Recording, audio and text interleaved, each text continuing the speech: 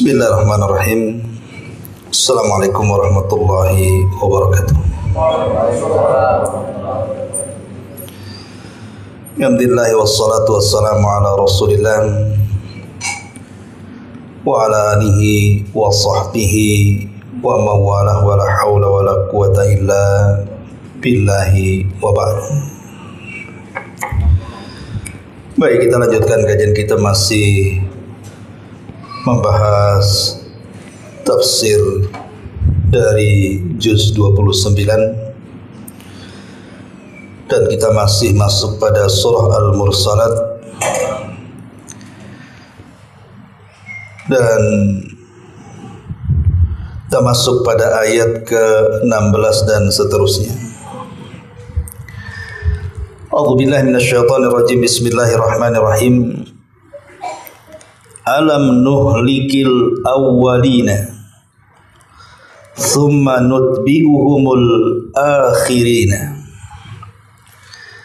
kadzalika naf'alu bil mujrimin wailun yawma idzin lil mukadzibin. Bukankah kami telah membinasakan orang-orang yang terdahulu, lalu kami ikut sertakan azab kami terhadap mereka dengan mengadab orang-orang yang akhir pula. Demikianlah kami berbuat terhadap orang-orang yang melakukan dosa. Maka kecelakaan pada hari itu bagi para pendusta. Ma'asyiral muslimin wal muslimat rahimani wa rahimakumullah. Ayat ini menjelaskan kepada kita tentang azab yang ditimpakan oleh Allah Subhanahu wa taala kepada umat sebelum Islam. Dari zaman setelah Adam alaihi salatu wassalam sampai kepada umat Islam. Bagaimana runutannya?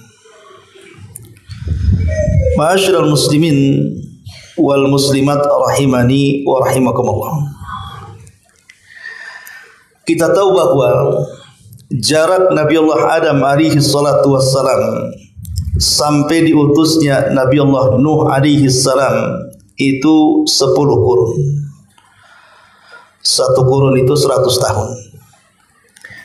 Berarti jarak Nuh ke Adam itu 1000 tahun. Itu berdasarkan hadis yang sahih.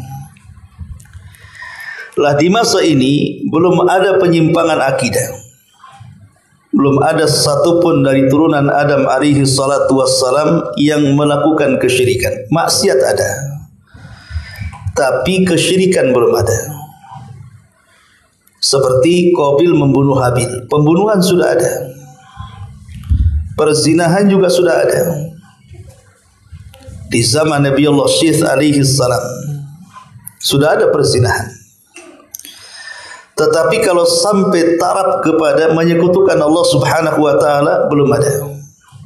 Mereka masih mengikuti ajaran Nabi Allah Adam alaihi salatu wassalam dari sisi akidah.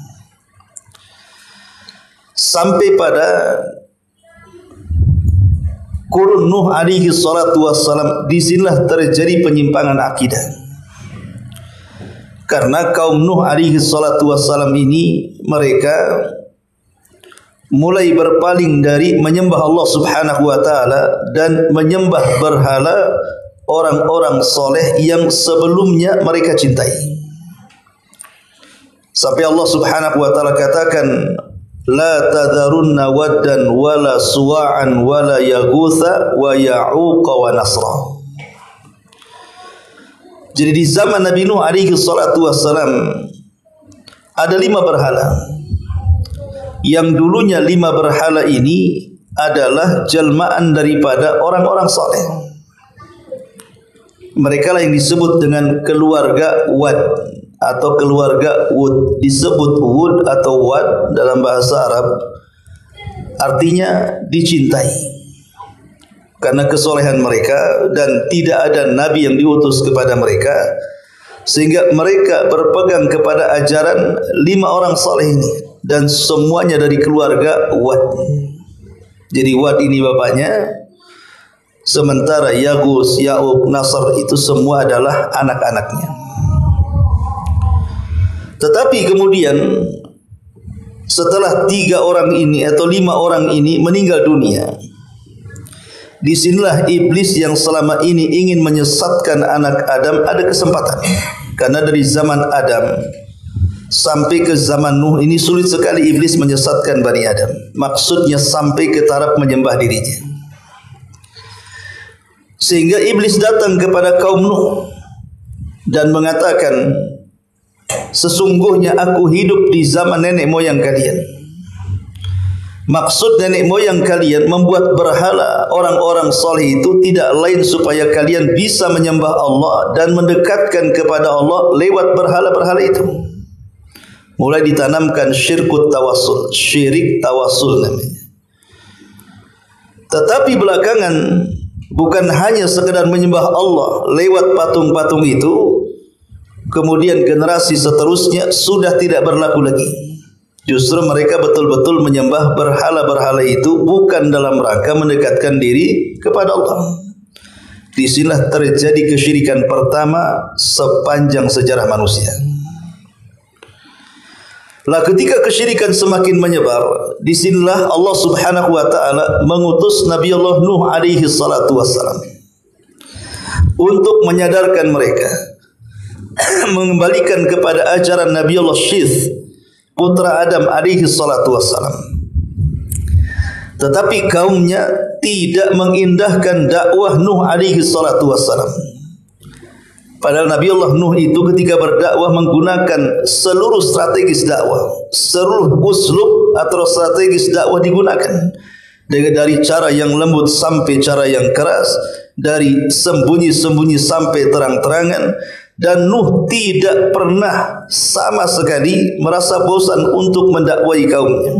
Sampai diceritakan dalam surah Nuh, Nuh sendiri yang mengatakan, inni da'autu qaumi laila wa nahara. Sungguh aku mendakwai kaum itu siang dan malam.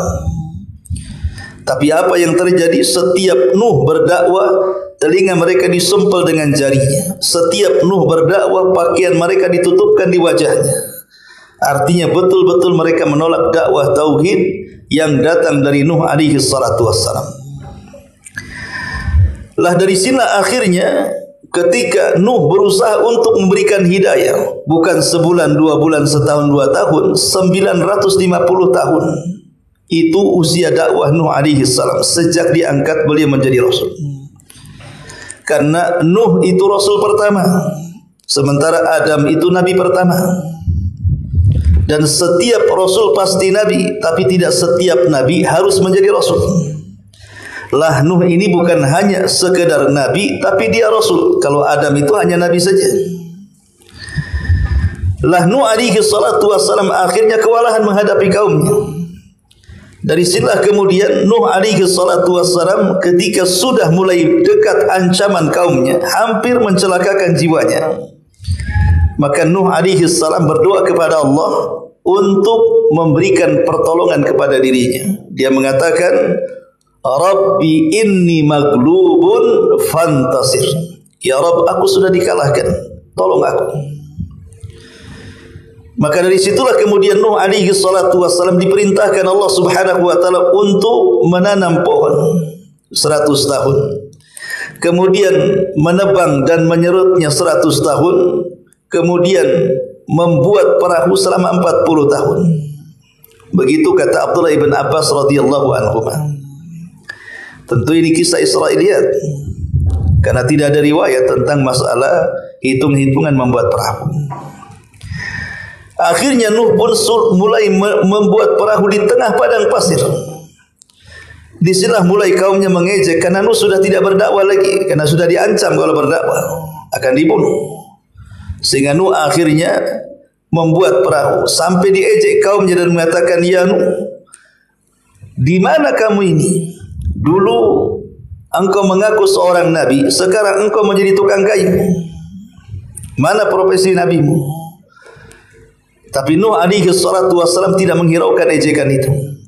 Sampai pada waktunya perintah Allah Subhanahu wa taala datang apabila kemudian tungku-tungku api itu keluar api, dan langit menggelap siap menghujani kaum Nuh alaihi salatu wassalam, maka Nuh memerintahkan agar anak-anaknya yang beriman kepada Allah Azza wa Jalla dan para pengikutnya masuk ke dalam perahu dan membawa binatang sepasang demi sepasang.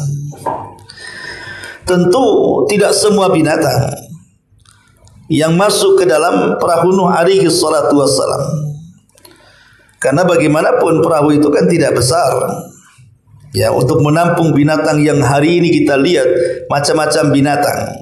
Sehingga para ulama kemudian membahas juga masalah ini, apakah semua binatang masuk ke dalam perahu Nuh berpasang-pasangan itu? Apakah tidak semua? Ulama hanya menjawab, innallaha ala kulli syai'in qadir. Allah itu atas segala sesuatu maha mampu. Boleh jadi setelah peristiwa itu Allah menciptakan binatang yang kita kenal hari ini. Yang jelas Nuh berusaha memasukkan binatang sepasang demi sepasang. Banyak kisah khurafat tentang masalah binatang-binatang dalam perahu itu. Tapi intinya bahwa ketika kemudian datang waktunya, turunlah banjir bandang yang luar biasa, karena Allah satukan antara hujan lebat dengan naiknya air yang ada di bumi, sehingga menciptakan sebuah banjir yang ditiup angin yang kita kenal dengan tsunami. Itulah yang terjadi. Lah dari sini Allah Subhanahu wa taala berfirman dalam surah Al-A'raf ayat 64, "Fakadzabuhu fa'anjaynahu walladzina ma'ahu fil fulki wa aghraqna alladzina kadzdzabu biayatina innahum kanu qauman amin." Innahum kanu qauman amin. Maka mereka mendustakan Nuh, lalu kami selamatkan dia dan orang-orang yang bersamanya dalam kapal itu. Kami tenggelamkan orang-orang yang mendustakan ayat-ayat kami, sungguh mereka adalah kaum yang buta mata hatinya. Dan ingat, dalam azab ini Allah tidak menyisakan satu jiwa pun hidup kecuali yang ada di perahu Nuh. Kenapa? Karena ini doanya Nabi Nuh alaihi salatu wassalam, di mana saat azab Allah itu turun, Nuh mengatakan, Rabbi la tazar alal ardi minal kafirina dayyara. Rabb, jangan kau tinggalkan satu jiwa orang kafir hidup di bumi. Makanya peristiwa ini membinasakan semua manusia kecuali di perahu Nuh alaihi salatu wassalam. Bahkan satu putra Nuh pun binasa yang namanya Kan'an, karena mengikuti agama ibunya yang kafir. Hanya putra-putra Nuh yang beriman, Syam, Ham, dan juga Yafis, dan istri-istrinya serta seberapa pengikutnya. Ada yang mengatakan 40 orang, ada yang mengatakan 80 orang, wallahu alam. Tapi yang jelas bahwa dari sini tidak ada manusia kecuali yang ada di perahu Nuh. Dari sini ulama mengistilahkan bahwa Nuh adalah bapak manusia kedua setelah Adam alaihi salatu wassalam. Kalau Adam kan bapak manusia pertama, kalau Nuh bapak manusia kedua. Kenapa dikatakan bapak manusia kedua?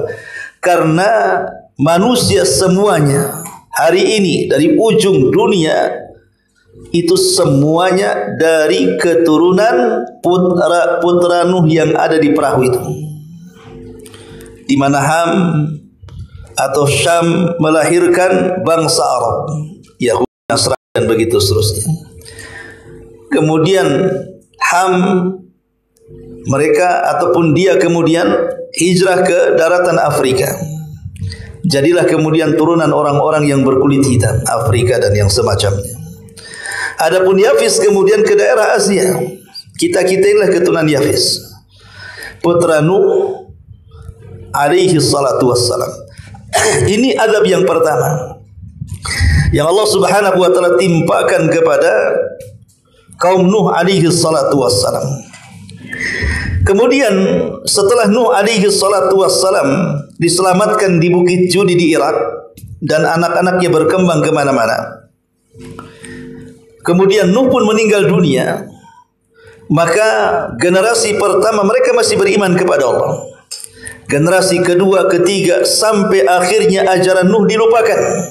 Datanglah generasi yang pertama kali menyembah berhala setelah Nuh alaihi salatu wassalam. Itulah yang disebut dengan kaum 'Ad. Allah Subhanahu wa taala berfirman di dalam Al-Qur'anul Karim, tepatnya surah Al-A'raf ayat 69. Allah mengatakan wadhkuru id ja'alakum khulafa'a min ba'di qaumi Nuh. Dan ingatlah oleh kamu sekalian di waktu Allah menjadikan kamu sebagai pengganti-pengganti yang berkuasa setelah lenyapnya kaum Nuh. Jadi Allah Subhanahu wa taala memberikan arahan ataupun mengingatkan kepada kaum Ad dan mengatakan, ingatlah wahai kaum Ad, di waktu Allah menjadikan kalian sebagai pengganti-pengganti yang berkuasa sesudah lenyapnya kaum Nuh. Artinya kaum Ad adalah kaum pertama dari kaum Nuh yang dilenyapkan oleh Allah Subhanahu wa taala untuk meneruskan estafet. Tapi sayang, kaum Ad ini justru kaum yang pertama kali menyekutukan Allah Subhanahu wa taala. Dan kalau kita melihat sejarah Nabi, sejarah bangsa Arab itu terbagi menjadi 3. Ada yang disebut dengan Al-Arab Al-Ba'idah, ada yang disebut dengan Al-Arab Al-Ba'idah, kemudian Al-Arab Al-Musta'ribah. Ada Ba'idah, ada Musta'ribah. Ba'idah ini maksudnya Arab yang sudah tidak ada lagi, tinggal ceritanya. Mereka lah kaum Ad yang disebut dengan Adanil Ula namanya. Mereka disebut Arab Ba'idah, Arab pertama, dan mereka sudah punah, sudah tidak ada lagi, keturunannya pun sudah tidak ada lagi, maka disebut Ba'idah. Kemudian di sana ada Aribah. Aribah ini yang disebut dengan Arab keturunan Qahtan, yang disebut dengan Qahtani. Kemudian Arab Musta'ribah dari keturunan Ismail alaihi salatu wasalam yang melahirkan Nabi kita Muhammad sallallahu alaihi wasallam. Lah Arab Al-Ba'idah ini dialah kaum Ad. Kaum Ad itu di mana? Kaum Ad itu sebagiannya tinggal di Hadramaut Yaman dan sebagiannya tinggal di Oman. Hadramaut dan Oman itu kan bertetangga. Kalau Hadramaut ikut negara Yaman, kalau Oman ya negara sendiri. Ya, jadi kaum Ad itu di antara dua negeri ini, antara Hadramaut dan juga negeri Oman. Di situlah Allah Subhanahu wa taala utus seorang nabi yang dikenal dalam sejarah Nabi Arab pertama, Hud alaihi salatu wassalam, diutus kepada kaum Ad. Kaum yang pertama kali menyekutukan Allah setelah binasanya kaum Nuh. Lah kaum Ad sendiri dijelaskan di dalam Al-Bidayah wa Nihayah Ibnu Katsir. Jadi Imam Ibnu Katsir mengatakan, inna qaum Ad kanu minal Arabi wa kanu yaskununa bil ahqaf baina Hadramaut wa Oman wa kanu ya'ishuna tahtal khiyam zawatil a'midati dhakham kama qala ta'ala alam tara kaifa fa'ala rabbuka bi'ad irama dhatil imad. Kata Imam Ibnu Katsir, kaum Ad ini mereka adalah jenis Arab pertama. Mereka tinggal di Ahqaf, dan Ahqaf itu antara Hadramaut dan juga Oman. Dan mereka meninggali sebuah kemah-kemah besar dan tiangnya terbuat dari emas. Dan mereka juga membuat istana-istana di bukit-bukit. Jadi bukit itu digali sama mereka. Padahal di zaman itu belum ada peralatan canggih sekarang kan, eskalator atau apa kan, apa namanya, eskapator, kemudian belko bahasa kitanya sekarang. Zaman itu nggak ada. Ya. Tapi mereka dengan alat seadanya bisa menciptakan seni luar biasa, mampu merubah sebuah bukit batu menjadi istana yang diukir dengan emas. Karena mereka adalah kaum yang sangat-sangat kuat dan besar. Sampai-sampai Ibnu Abbas radhiyallahu anhu mengatakan tinggi kaum Ad itu sampai 100 hasta, melebihi Nabi Adam. Nabi Adam aja 60 hasta. Ini 100 hasta, berarti kan 50 meter tuh. Itu kalau menyerbu sebuah kaum, karena dia kan raksasa paling besar, sementara yang lainnya kecil-kecil, itu tidak perlu mengerahkan banyak pasukan, cukup 2-3 orang saja, itu sudah bisa menghancurkan kabilah-kabilah kecil. Karena besarnya, mengangkat batu tinggal Bodam karena matilah kan gitu ya. Dan tenaganya kuat-kuat. Dari situlah mereka sombong. Kaum Ad ini selain mereka menyekutukan Allah Subhanahu wa taala, mereka adalah kaum yang sombong. Makanya Allah mengatakan dalam surah Fussilat ayat 15, fa amma 'adun fastakbaru fil ardi bighairil haqq wa qalu man ashaddu minna quwwah awalam yarau anna Allah alladhi khalaqahum huwa ashaddu minhum quwwah wa kanu bi ayatina yajhadun. Adapun kaum Ad, kata Allah, mereka adalah umat yang menyombongkan diri mereka di permukaan bumi tanpa alasan yang dibenarkan. Bahkan mereka berani berkata, siapa yang lebih besar kekuatannya daripada kami? Sombong mereka. Maka Allah jawab, dan apakah mereka tidak memperhatikan bahwa Allah yang menciptakan mereka jauh lebih kuat dibandingkan mereka? Tapi mereka umat yang mengingkari tanda-tanda kuasa kami, kata Allah. Lah sebab itulah, karena kaum adalah umat yang sombong, menyekutukan Allah Subhanahu wa taala, mengingkari Allah Subhanahu wa taala, makanya Allah Subhanahu wa taala berikan azab. Apa azabnya? Pertama, pacaklik yang berkepanjangan. Bertahun-tahun pacaklik. Tidak turun hujan. Akhirnya mereka datang kepada Nabi Allah Hud alaihi salatu wassalam. Padahal mereka mengingkarinya. Meminta doa agar Hud berdoa supaya turun hujan. Kemudian Hud membuat perjanjian, apakah kalau saya meminta kepada Allah turun hujan kalian beriman? Maka mereka mengatakan, ya, kalau engkau bisa menurunkan hujan, meminta kepada Tuhanmu, kami beriman. Subhanallah. Akhirnya Nabi Allah Hud berdoa kepada Allah Azza wa Jal agar turun hujan. Hujan turun. Akhirnya mengentaskan muskilah pacaklik. Tapi apa yang terjadi? Setelah kemudian mereka pun diselamatkan dari kelaparan dan paceklik, tanah gersang kering kelontang, panas yang luar biasa, bukannya mereka beriman dan bersyukur, makin kufur lagi. Coba bayangkan, a'anzartahum am lam tunzirhum la yu'minun. Ada umat yang kau beri peringatan ataupun tidak, tetap saja tidak akan beriman.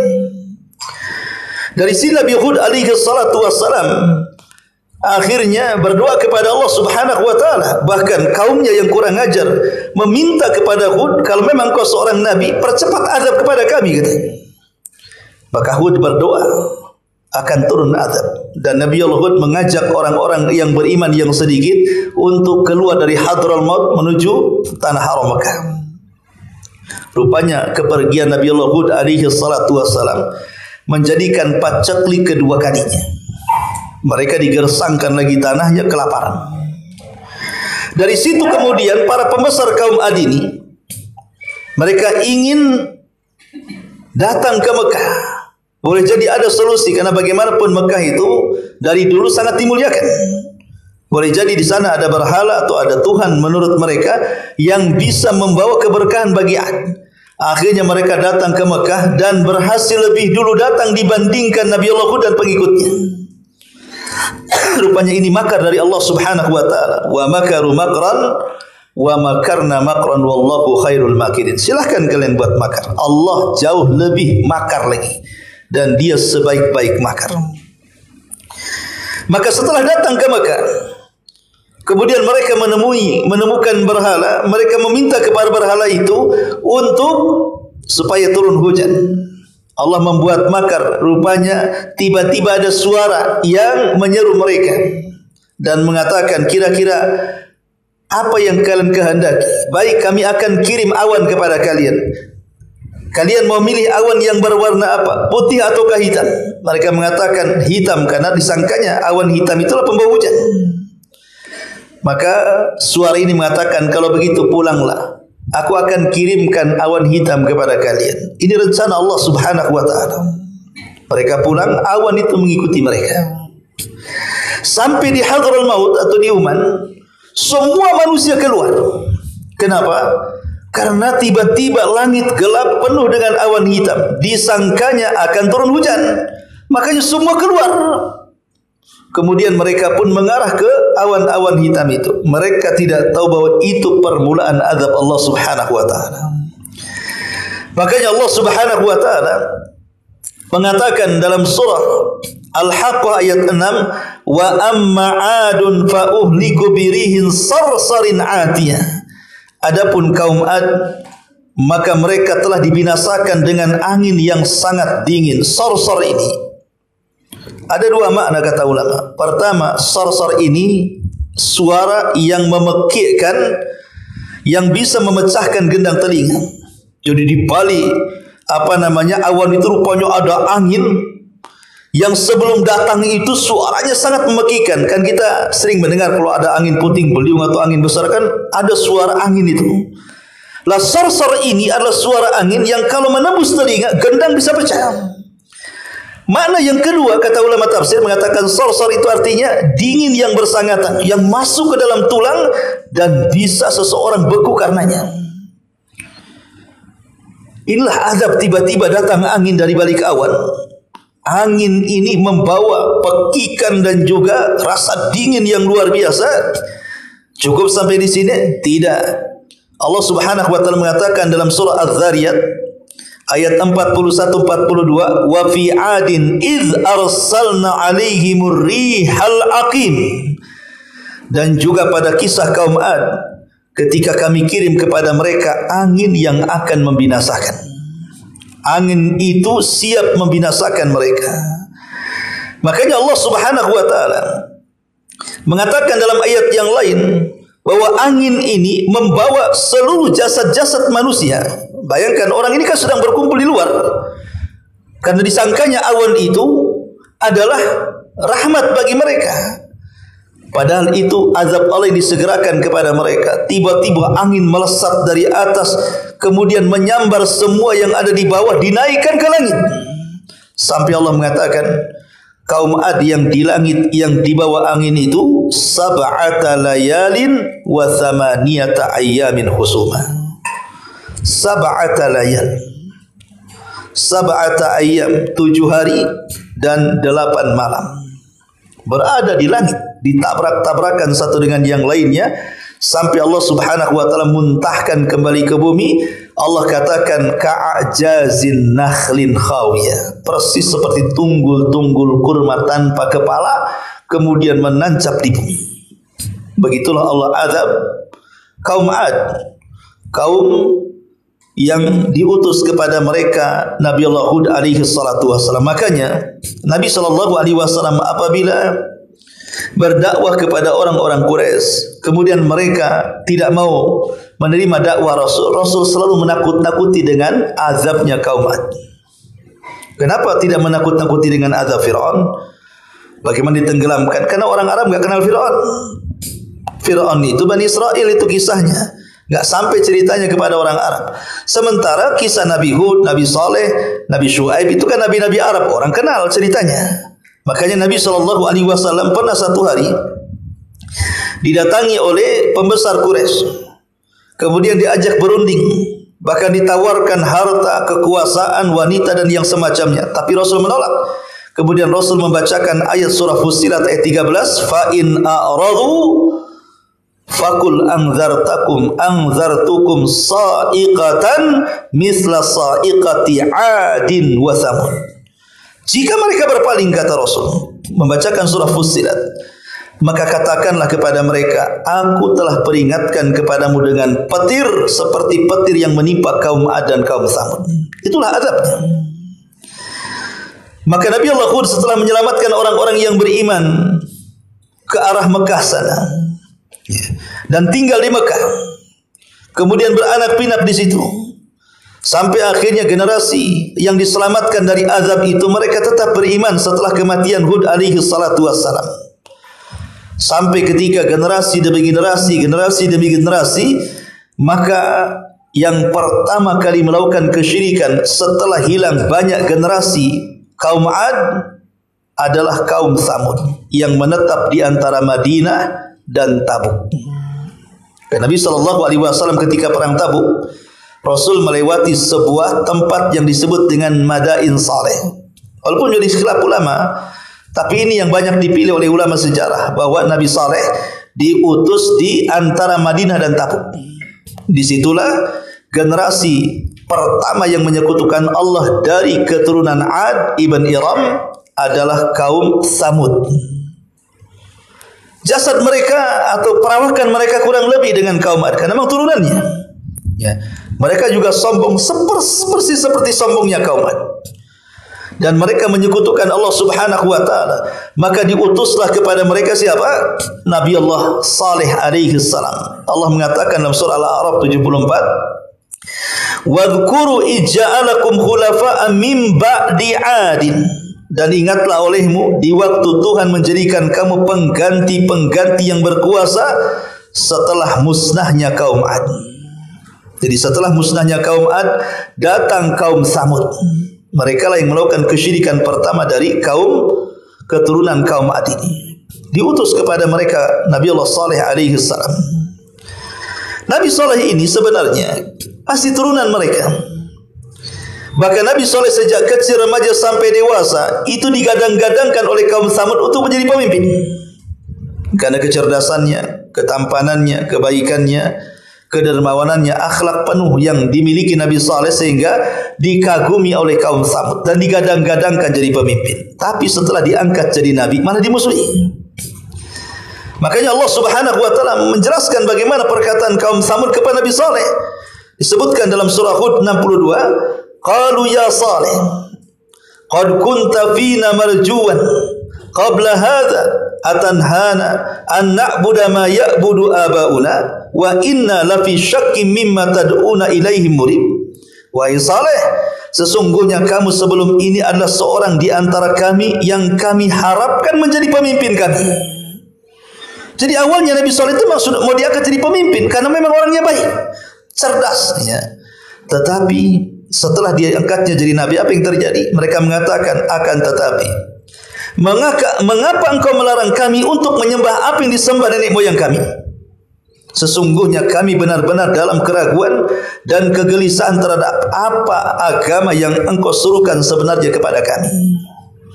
Jadi saat kemudian Nabi Saleh mengingatkan tentang ajaran Nabi sebelumnya Hud alaihi salatu wasalam untuk mentauhidkan Allah dan mengatakan u'budullaha ma lakum min ilahin ghairi, sembahlah Allah karena tidak ada sembah selain daripada Allah. Tapi mereka justru malah memusuhi Nabi Saleh, bahkan mengatakan innama anta minal musakharin.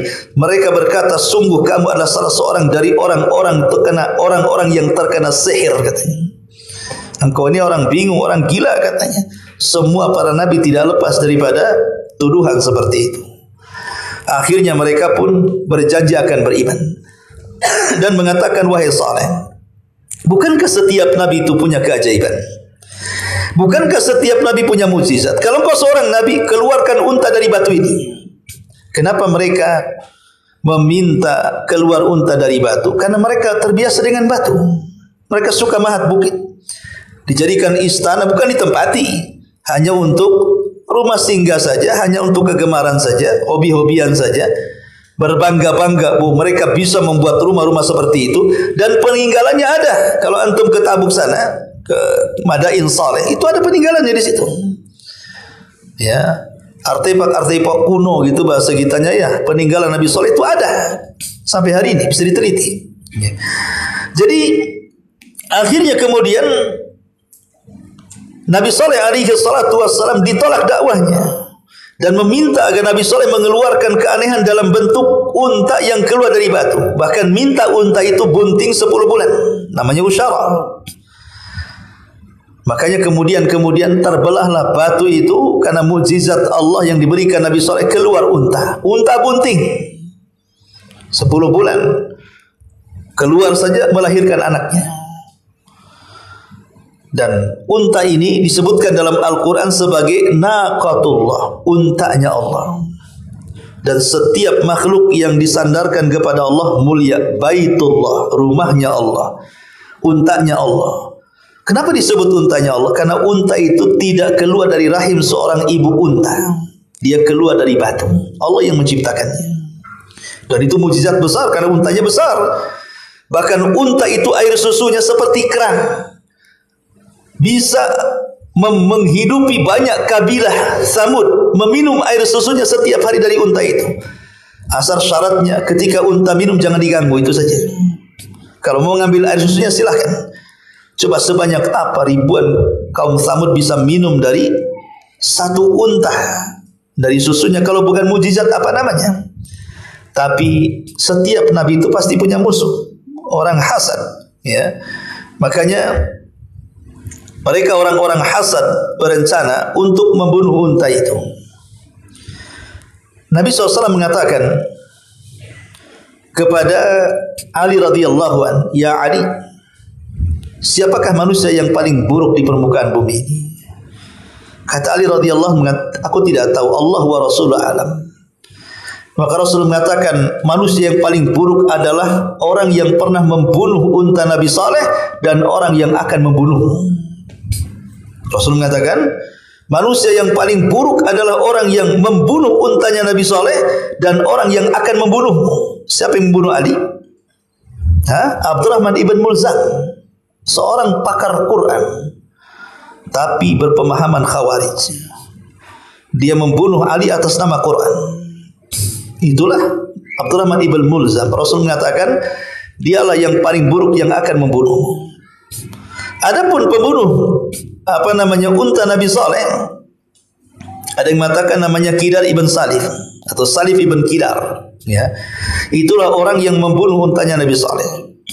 Dia menghasut warga, kemudian berbondong-bondong beberapa orang diajak untuk membunuh unta Nabi Saleh dan berhasil. Kemudian anaknya masuk lagi ke batu sambil berteriak, dan hanya dari sini kemudian Nabi Saleh marah, ya.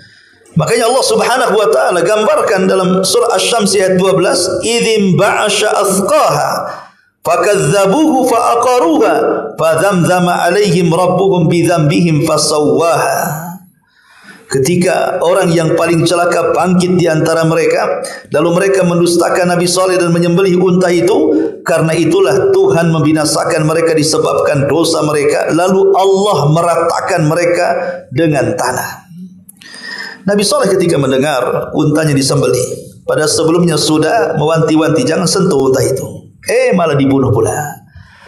Maka Nabi Saleh alaihi salatu wasallam memberikan kepada mereka ancaman, "Tamatta'u fi darikum salasata ayyamin dzalika wa'dun ghairu makhluf." Kata Nabi Saleh, silahkan dari hari ini bersukarialah kalian. Merasa kalian berhasil membunuh unta, silahkan bergembira kalian. Kalian makan daging unta besar itu, silahkan. Silahkan kalian bergembira di rumah-rumah kalian hari ini. Tapi ingat, waktu gembira kalian hanya 3 hari saja. Waktu gembira kalian hanya 3 hari saja.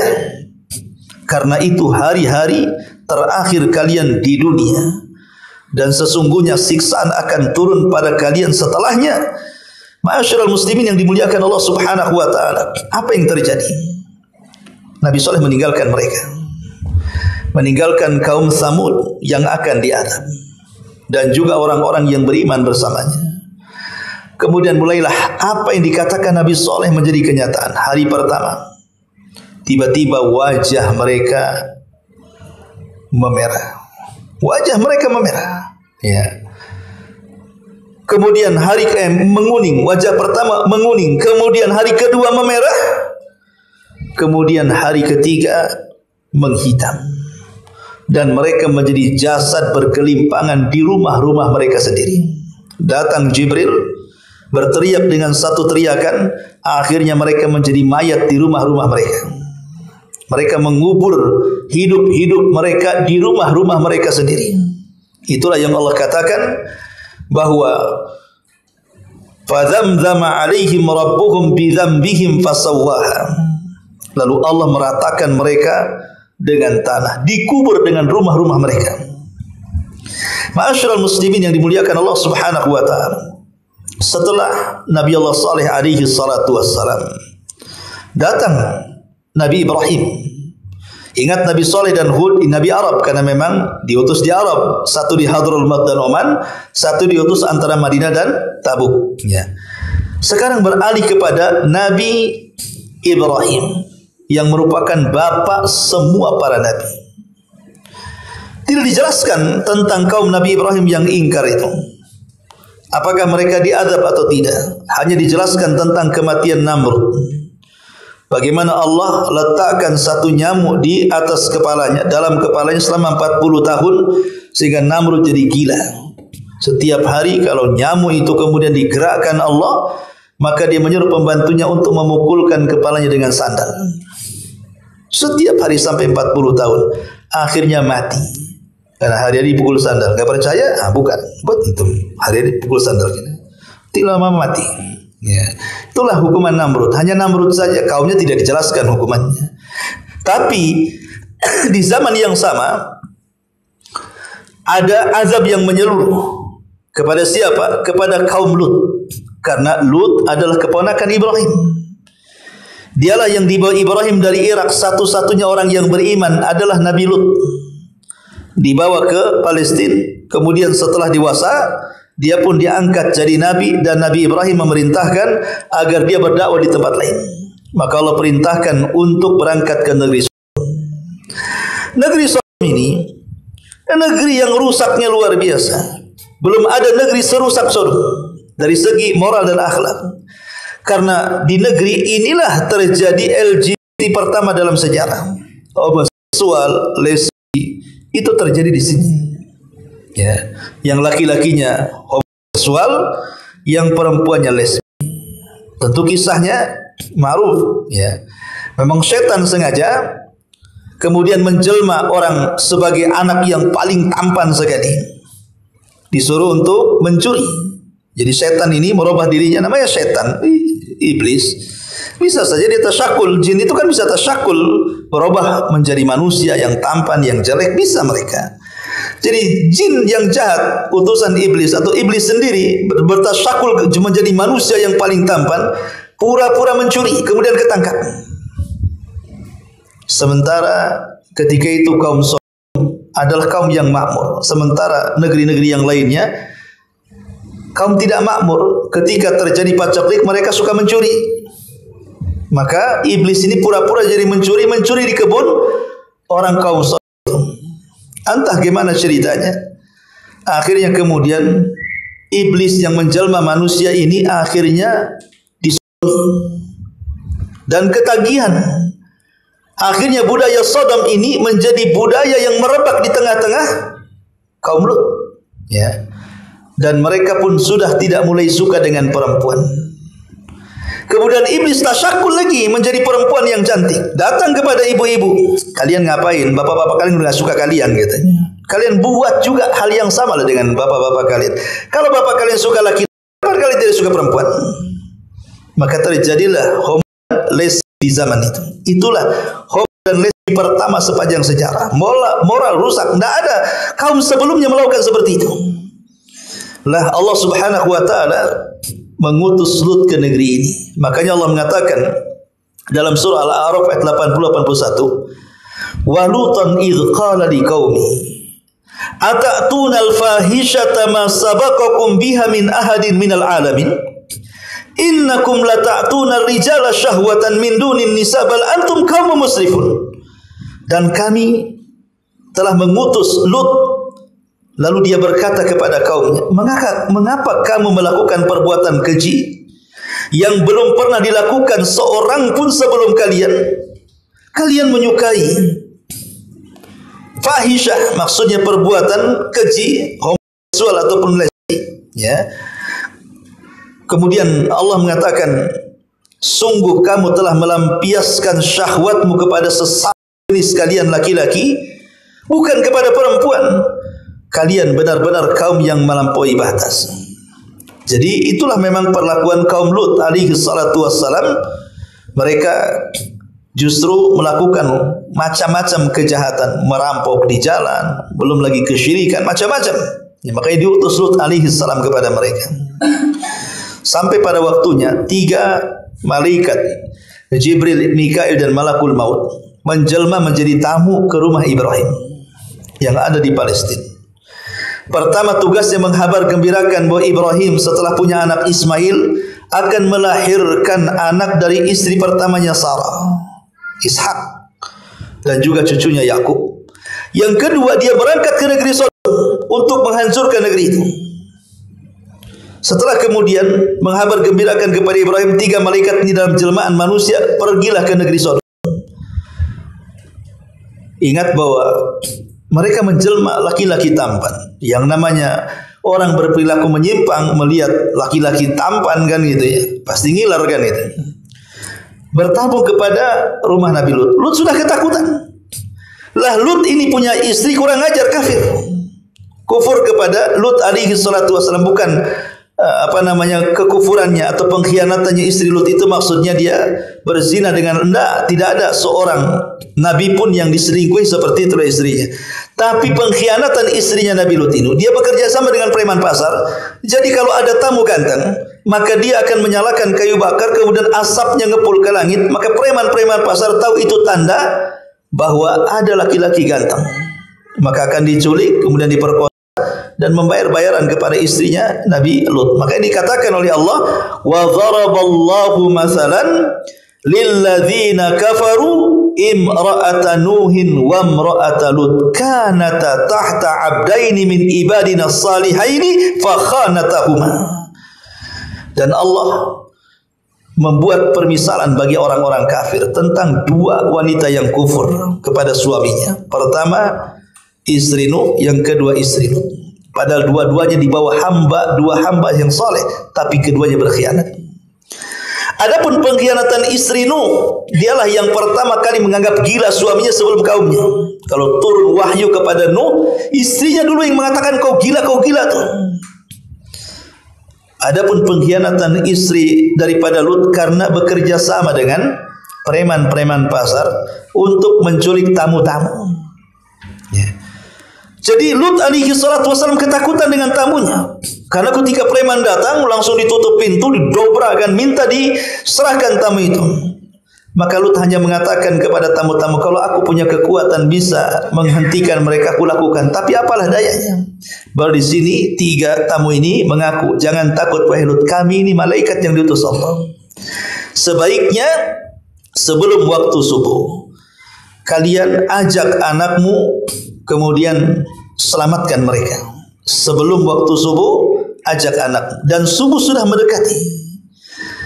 Akhirnya kemudian Lut alaihi salatu wassalam pun pergi dengan anak-anaknya yang beriman kepadanya, dan disyaratkan tidak boleh melihat ke belakang, dan kalau ada pekikan langsung ditutup telinganya dan berjalan tanpa dihiraukan.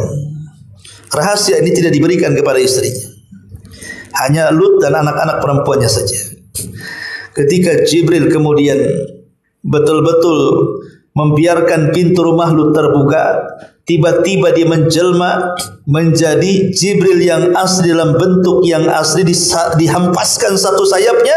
Semua mata orang-orang yang mengepung rumah Lut tercongkel dari tempatnya. Itu azab pertama tuh. Akhirnya mereka jadi buta. Ya.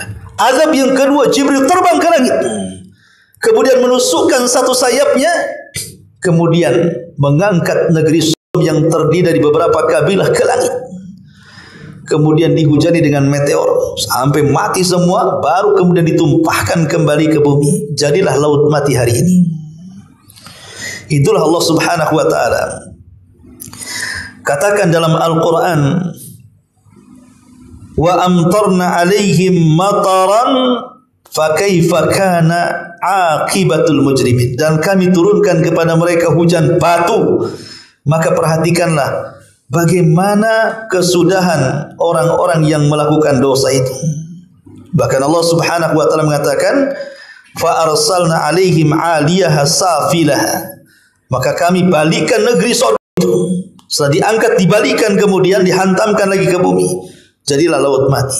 Dan Rasul mengatakan, la'anallah man la'ana qauma Lut, man amila amala kaum Lut. Allah melaknat siapapun yang berbuat seperti perbuatan kaum Lut. Subhanallah. Saya pikir setelah azab kaum Sodom, selesailah perbuatan yang merusak moral ini. Justru hari ini perbuatan yang merusak moral LGBT ini justru menjadi-jadi. Bahkan membuat semacam organisasi, ada badan hukumnya dan begitu seterusnya, sampai ke masalah agama. Ingat kisah dulu di mana tuh, di Jawa, ada kiai LGBT yang mengarang kitab fikih khusus LGBT. minta supaya MUI mendatanginya, kan kurang ajar tuh. Masa ada fikih LGBT? Ya ada fikih LGBT, tapi bukan berarti kemudian fikih itu benar. Justru fikih ini menyimpang. Ya, dan subhanallah menjadi tren budaya. Bahkan hari ini kalau dulu melihat bencong itu benci, sekarang sudah biasa. Kenapa? Karena tayangan-tayangan televisi, artis-artis yang menyesatkan dengan gaya-gaya gemulai ala kebencian, kebencongan dan begitu seterusnya. Akhirnya masyarakat terbiasa nonton. Ya. Makanya hati-hati di zaman sekarang ini, tontonan itu bisa jadi tuntunan. Kalau antum punya anak laki-laki, jangan antum belikan rok, belikan mobil-mobilan.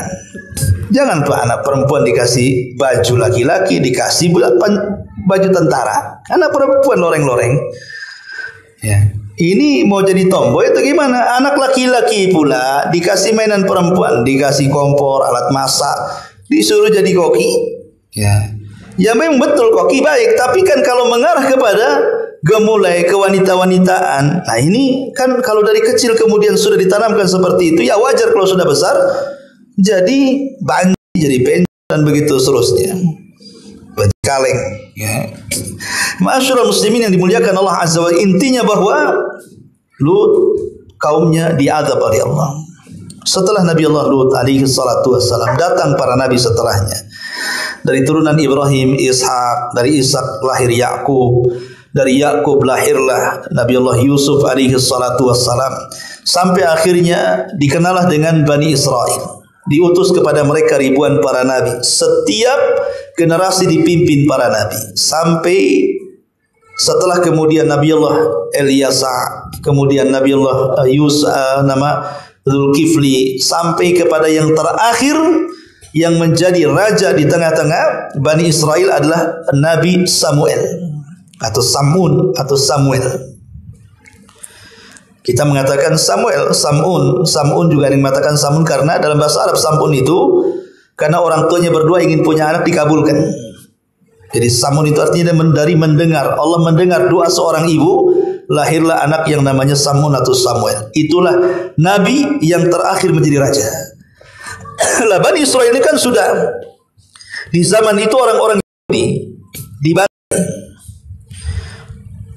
terutama oleh pasukan Buktun Nasr yang menghabisi orang-orang Yahudi zaman itu, sehingga mereka centang perenang kemana-mana. Mereka akhirnya kemudian ingin mengembalikan kejayaan orang Yahudi dan mereka tidak mau dipimpin Nabi. Sehingga mereka meminta kepada Nabi mereka namanya Samuel dan mengatakan, wahai Nabi kami sudah tidak ingin dipimpin Nabi lagi. Karena kami tidak pernah merdeka dan tidak pernah jaya. Kami ingin seorang raja. Kami enggak mau dipimpin Nabi lagi. Maka Nabi Samuel kemudian memilih, baik kalau engkau ingin seorang raja, kami akan pilihkan orang yang paling kuat di antara kalian dan yang paling cerdas. Kemudian mereka mengatakan, siapa itu? Kemudian Nabi Samuel memilih seorang raja yang dikenal dalam Quran sebagai Raja Talut. Itulah raja pertama yang menggantikan seluruh kepemimpinan para nabi sebelumnya. Sekarang Bani Israel tidak dipimpin nabi, tapi dipimpin raja, namanya Raja Talut. Ditentang oleh kaum Bani Israel, masa orang miskin jadi raja? Kata Samuel, bukankah kalian yang minta? Maka kupilihkan yang terbaik. Ya memang dia miskin, tapi dia cerdas. Ya memang dia miskin, tapi dia kuat fisiknya. Ya, wazadahu fil bastatan fil ilmi wal jism. Jadi Talut ini diberikan badan yang sangat fisik, yang sangat kuat dari segi kekuatan dan juga ilmu. Sebagai bentuk supaya Bani Israel percaya menjadi pemimpin, malaikat diutus oleh Allah untuk memindahkan tabut yang dirampas oleh Jalut, dipindahkan ke rumah Talut. Tabut itu apa? Kotak yang dulu Nabi Musa pernah dihanyutkan. Itu namanya tabut. Ya, jadi kotak itu dibuat segera karena memang ketika itu ketakutan ibunya, sehingga tidak sempurna kotak itu. Tapi Allah selamatkan Nabi Musa dalam kotak itu. Lah setelah zaman jauh dari Nabi Musa alaihi salatu wassalam, ya, zaman sudah jauh sekali, ya, maka tabut itu menjadi barang sakti di tengah-tengah Bani Israel. Barang sakti di tengah-tengah Bani Israel, artinya siapapun yang berperang membawa kotak atau tabut itu pasti menang. Makanya mereka yakin dengan Talut. Oh, kalau ada kota kami yakinlah, kalau tak ada kota kami tak yakin, gitu maksudnya. Dari situlah akhirnya Talut pun bawa pasukan yang banyak sekali, tapi di tengah jalan banyak yang gagal, imannya kurang, satu pulang. Sampai ujian terakhir suruh minum hanya boleh satu tugukan, kalau sudah berjalan malah minum sebanyak-banyaknya, lemes badannya, tidak bisa berjalan. Sehingga hanya tersisa dari sekian ribu hanya tinggal 314 orang. Persis seperti jumlah pasukan Rasul di Badar. Baru menghadapi Talut. Ya. Menghadapi Talut menang karena ada anak muda namanya Daud. Daud itulah yang membunuh Jalut dengan ketepelnya. Akhirnya karena dijanjikan siapa yang membunuh Jalut akan diangkat menjadi raja, maka dialah kemudian diangkat jadi raja dan Allah utus menjadi nabi. Maka satu-satunya atau hanya ada dua nabi yang menggabungkan antara kerajaan dan kenabian, itu dimulai dari era Daud alaihi salam, kemudian putranya Sulaiman. Hanya dua nabi ini saja menggabungkan kekuasaan dan kenabian. Tapi ini panjang ceritanya. Yang ingin saya katakan, setelah Nabi Lut alaihi salatu wassalam dan jauh dari Ibrahim sampai kepada zaman Nabi Musa, maka disinilah terjadi azab yang menyeluruh juga terhadap siapa? Fir'aun dan bala tentaranya. Karena tidak mau mengikuti ajakan Nabi Musa untuk mentauhidkan Allah, maka Allah tenggelamkan si Fir'aun ini. Bahkan di zaman itu juga ada orang namanya Qarun, Allah juga tenggelamkan si Qarun ke perut bumi. Dan azab demi azab pada setiap nabi, ada yang dikirim taun sehingga ribuan meninggal, seperti Allah mengatakan dalam surah Al-Baqarah yang sudah saya jelaskan, alam tara ilal ladzina kharaju min diyarihim wa hum ulufun hadaral maut. Ya, tidakkah kau lihat ada orang-orang yang ribuan keluar dari sebuah negeri karena mereka menghindari kematian. Kenapa? Karena negeri itu turun taun. Tiba-tiba kemudian mereka pun keluar dari negeri itu. Rupanya keluar dihadang malaikat maut, dicabut semua nyawanya. Lepas dari taun, tidak lepas dari malakul maut. Itu namanya al-hadaru la yamna'ul qadar. Menghindar dari takdir kematian, berpindah kepada takdir kematian yang lain. Tidak mati karena virus corona, mati ditabrak mobil corona, gitu maksudnya. Sama-sama corona, ya. Tapi kan namanya menghindar takdir, jatuh ke takdir yang lain. Ya. Kematian kan bukan satu. Makanya Umar mengatakan kepada Abu Ubaidah bin Jarrah ketika dia maksa menyerbu Amwas, yang ketika itu Amwas dikepung oleh taun. Apa kata Umar? Jangan masuk.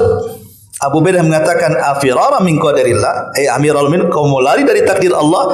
Kata Umar, ya firarun min qadarillah ila qadarillah. Ya, aku lari dari takdir Allah tapi ke takdir Allah yang lainnya. Kalau kalian masuk ke kota ini kalian mati. Ya, betul akhirnya Abu Ubaidah bin Jarrah meninggal karena taun, Mu'adh bin Jabal sekeluarga mati karena taun, ribuan sahabat mati karena taun. Ya, artinya ucapan Umar benar. Tapi itu ijtihadnya Abu Ubaidah. Akhirnya banyak para sahabat yang meninggal karena taun. Tapi taun bagi umat Islam rahmat. Tapi taun bagi umat dulu adalah azab. Intinya bahwa azab demi azab kemudian silih berganti. Cuman bedanya azab dulu itu menyeluruh, tidak disisakan. Tapi azab setelah Nabi SAW tetap disisakan. Artinya mungkin di sini diazab, di sini tidak. Di sini kena tsunami, di sini tidak. Di sini kena puting beliung, di sini tidak. Daerah ini mungkin banjir, di sini tidak, kan begitu. Kenapa? Karena itu bentuk rahmat diutusnya Nabi SAW. Wa ma arsalnaka illa rahmatan lil alamin. Tidaklah kami utus engkau Muhammad melainkan menjadi rahmat bagi semesta alam. Apa rahmat bagi orang kafir? Dengan diutusnya Rasul, dengan tidak diazab mereka secara menyeluruh sebagaimana umat-umat sebelum mereka Allah azab secara menyeluruh. Itulah rahmat orang kafir setelah diutusnya Nabi SAW. Nah, di sini Allah Subhanahu wa taala mengatakan dalam surah Al-Mursalat, alam nuhlikil awwalin. Bukankah kami telah membinasakan orang-orang terdahulu, kaum Ad, kaum Tsamud, kaum Nabi Musa dan begitu seterusnya. Tsumma nutbi'uhumul akhirin. lalu kami ikut sertakan azab kami terhadap mereka dengan mengadab orang-orang yang akhir. Setelah Nabi maksudnya orang-orang yang akhir. Maksudnya adalah azab umat kita adalah warisan daripada umat dulu. Sebagaimana dosa umat kita ini juga warisan umat dulu. Dulu ada banjir, sekarang ada banjir. Dulu ada tsunami, sekarang ada tsunami. Dulu ada gunung meletus, sekarang ada gunung meletus. Jadi azab itu warisan juga umat dulu. Cuman bedanya kalau dulu menyeluruh, kalau sekarang hanya parsial saja. Sebagian, yang lain sebagian tidak. Tapi azab itu warisan. Sebagaimana dosa juga warisan. Ma'asyiral muslimin yang dimuliakan Allah Subhanahu wa taala, ada kisah yang lucu. Ya. Dari seorang yang mujrim. Orang yang banyak melakukan dosa. Entah kenapa orang mujrim ini, orang yang banyak melakukan dosa ini, tiba-tiba ingin solat ke masjid. Ingin solat ke masjid.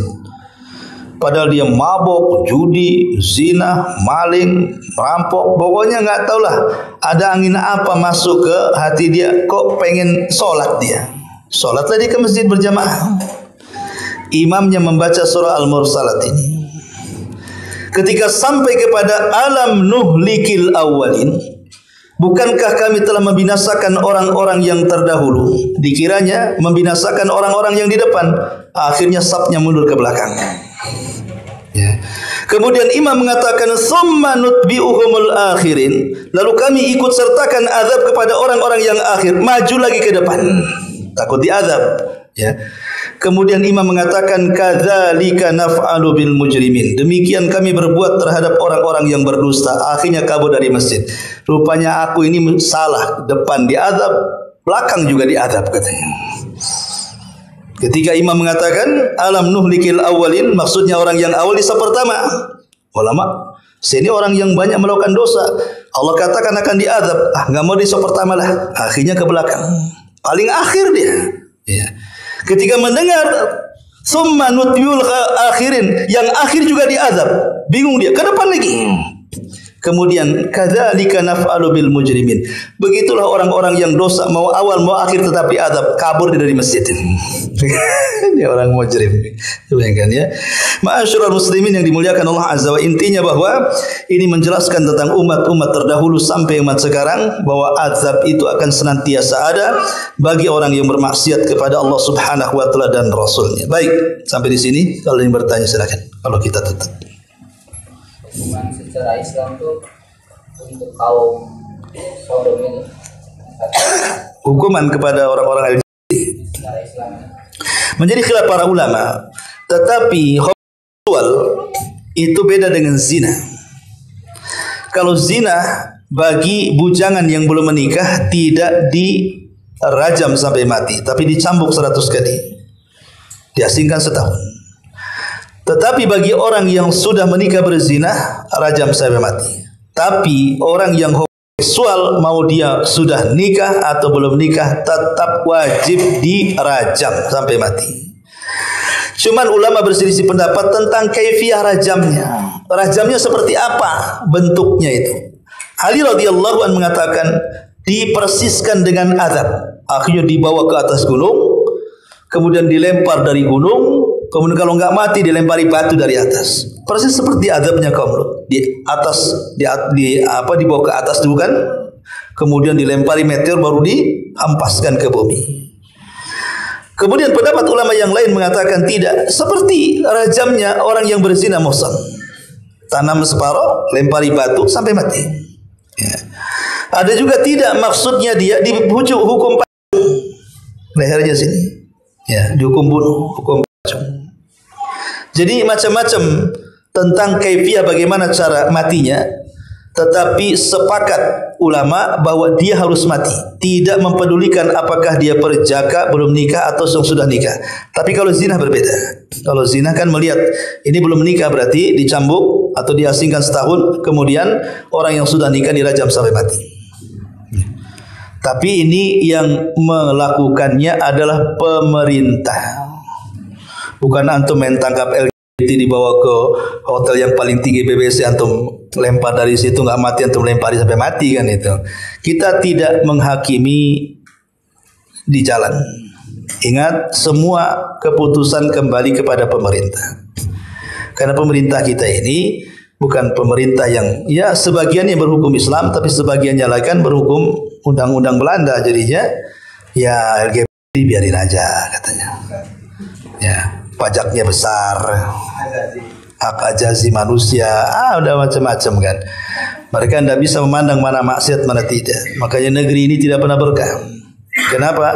Karena Allah mengatakan walau anna ahlal qura amanu wattaqau la fatahna alaihim barakatin minas sama'i wal ar walakin kadzabu.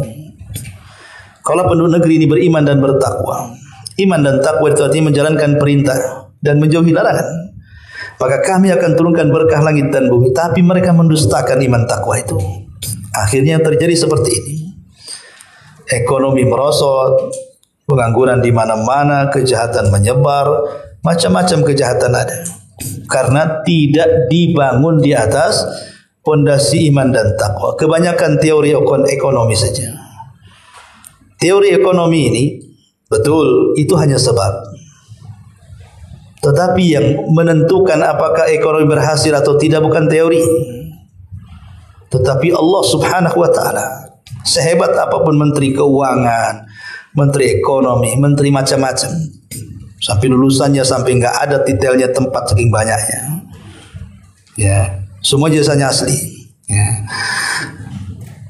Tidak bisa menentukan negeri kita ini bangkit dari ekonomi kalau Allah belum mengizinkan. Ya, ingat teori ini sebab. Terkadang kita ini terlalu menyembah sebab, lupa kepada yang membuat sebab. Mengagung-agungkan sebab, menteri ini bagus ini nih, mantap, dipuji netizen luar biasa. Itu sebab saja. Jangan terlalu gulu dengan sebab. Karena di sana ada zat yang menciptakan sebab. Berdoa kepada Allah, Dia yang menciptakan sebab. Dia menciptakan menteri itu. Yang menciptakan otaknya juga Allah, yang ngasih ilmu di otaknya juga Allah. Dia hanya sebab saja. Kecerdasan itu sebab. Tapi yang paling utama adalah yang menciptakan sebab. Terkadang kita lupa dengan yang menciptakan, terlampau mengagungkan yang ada di sebab tadi. Ini kesalahan kita.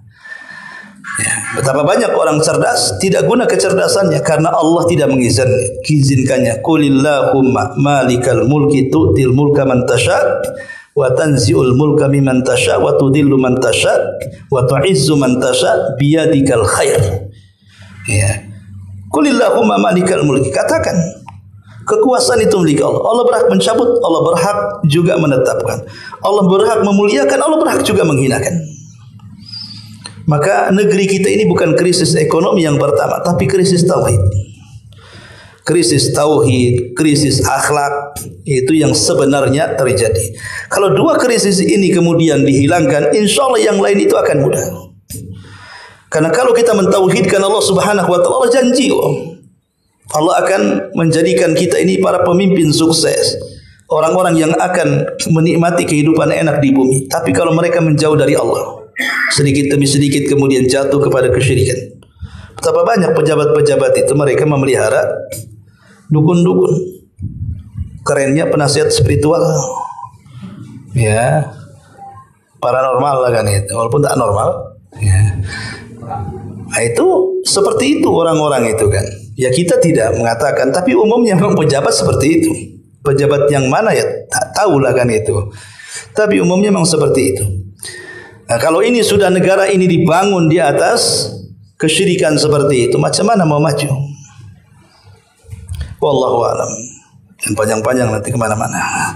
Subhanallah bihamdika, asyhadu an la ilaha illa anta astaghfiruka wa atubu ilaik. Allahu ta'ala alam. Assalamualaikum warahmatullahi wabarakatuh.